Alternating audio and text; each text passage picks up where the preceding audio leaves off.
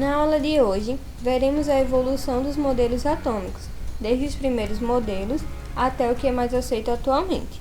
Mas antes de iniciar, precisaremos saber que o modelo científico é uma representação da natureza, uma imagem construída que permite a compreensão de alguns fenômenos. Quando adequado, permite previsões acerca dos fenômenos estudados e torna possível compreender melhor a natureza.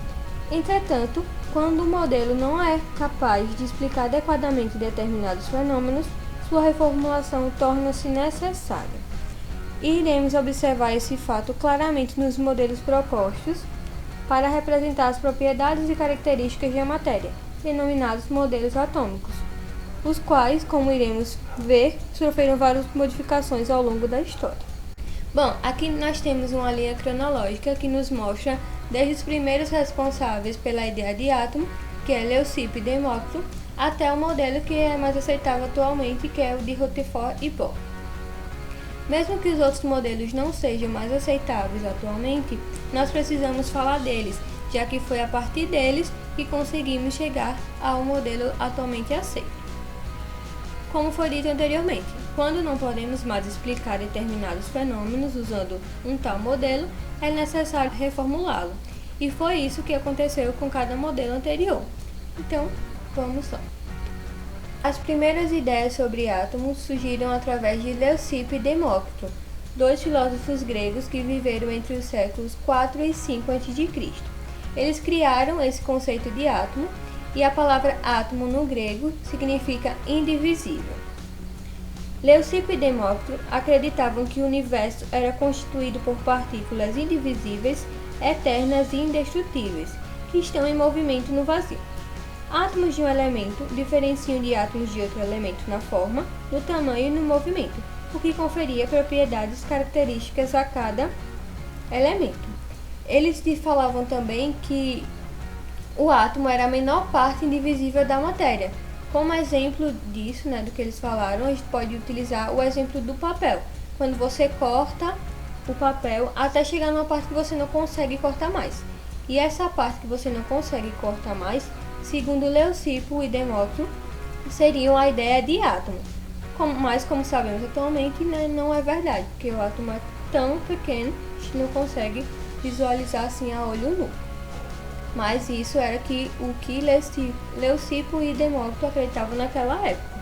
Vamos então agora ao modelo de Dalton, conhecido também por modelo de bola de bilhar. Foi elaborado por John Dalton, químico e físico britânico, que entre 1803 e 1808 criou o modelo no intuito de explicar os fenômenos químicos conhecidos na época. Tal modelo tinha como base as leis ponderais, o comportamento dos gases em função da variação da pressão e da temperatura e a concepção de elemento retomada por Lavoisier. Dalton propôs que a matéria era formada por partículas distintas, denominadas átomos. Ele concebia os átomos como esferas maciças, indivisíveis e indestrutíveis. Dalton representava os átomos com círculos que continham em seu interior detalhes distintos para simbolizar os elementos.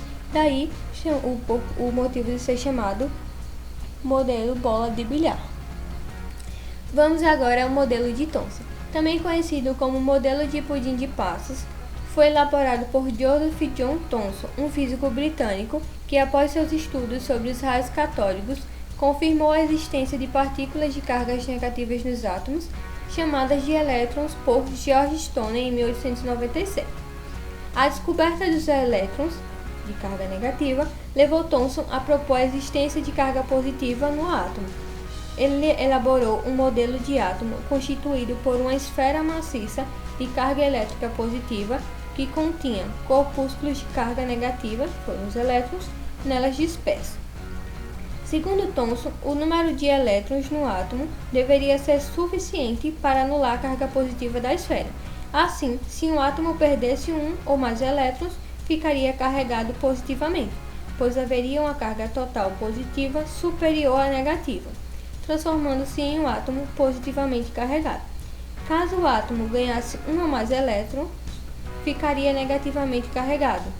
Thomson denominou esses átomos respectivamente eletropositivos e eletronegativos, e atualmente dá-se o nome de íons aos que ficam positivo ou negativamente carregados. Íons com cargas elétricas positivas são denominados cátions, com carga elétrica negativa, os ânions. Vamos falar agora sobre as partículas subatômicas, que são elas: prótons, partículas positivas, os nêutrons, que são partículas neutras, e os elétrons, que são partículas negativas. O símbolo de cada um do próton é P, dos nêutrons é N e dos elétrons é com o sinal de menos. A carga dos prótons são +1, a carga do nêutron é 0 e a carga dos elétrons é -1.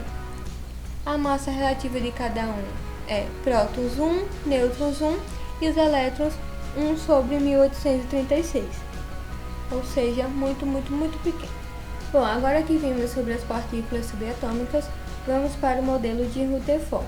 Conhecido também como Sistema Planetário, o modelo de Rutherford foi elaborado por Ernest Rutherford, um físico neozelandês, que, ao fazer um experimento bombardeando com partículas alfas provenientes de material radioativo uma fina folha de ouro, determinou que o átomo seria constituído por duas regiões, o núcleo e a eletrosfera. No núcleo é onde ficam as cargas positivas, os prótons, e na eletrosfera as cargas negativas, que são os elétrons, certo? Por fim, agora vamos para o modelo de Rutherford-Bohr.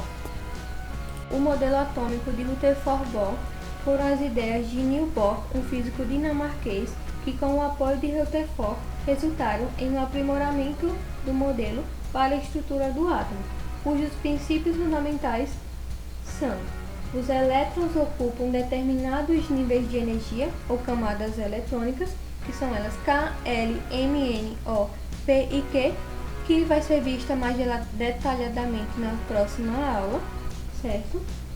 Diz também que os elétrons não podem ter energia zero, ou seja, está parado no átomo, e também que em cada camada o elétron possui energia constante. Quanto mais próximo do núcleo, menor a energia do elétron com relação ao núcleo, e quanto mais distante dele, maior a sua energia. E que para passar de um nível de menor energia para o de maior energia, os elétrons absorvem a quantidade apropriada de energia. Ao fazer o caminho inverso do nível de maior para o de menor energia, ele libera energia, certo? Então, é isso. O modelo de Rutherford diz que os elétrons eles se mantinham girando ao redor do núcleo e que os elétrons possuem energia constante em cada camada, além de também ter os níveis de energia, né, que a gente vai ver mais sobre nas próximas aulas. Agora vamos para algumas identificações dos átomos. Começando com o número atômico, que é representado por Z. Ele é o número de prótons existente no núcleo de um átomo, certo? Nós temos também o número de massa, que é representado pela letra A maiúsculo, e é a soma do número de prótons Z e de nêutrons N existentes no átomo. Portanto, A é igual a Z mais N, certo? Nós temos também os íons, que, como visto anteriormente, são átomos que ficam positiva ou negativamente carregados, certo? Os íons negativos nós chamamos de ânions e os íons positivos são chamados de cátions, certo? Nós temos também os isótopos, que diz que são os átomos com o mesmo número de prótons e diferente número de massa. Os isóbaros, que são átomos com diferentes números de prótons e mesmo número de massa. E os isótonos, que são átomos com diferentes números de prótons e diferentes números de massa. E por hoje é só, certo? Nós vimos a evolução dos modelos atômicos, né, desde o princípio até o modelo de Rutherford-Bohr. E na próxima aula nós veremos mais sobre os níveis de energia e sobre as distribuições eletrônicas, certo? Então fiquem ligadinhos, não esqueçam de se inscrever no canal, curtir e compartilhar. Segue a gente também lá no Instagram. Qualquer dúvida, deixa aqui nos comentários ou também manda pra gente no e-mail, tá, que a gente vai estar respondendo. E até a próxima aula. Tchau!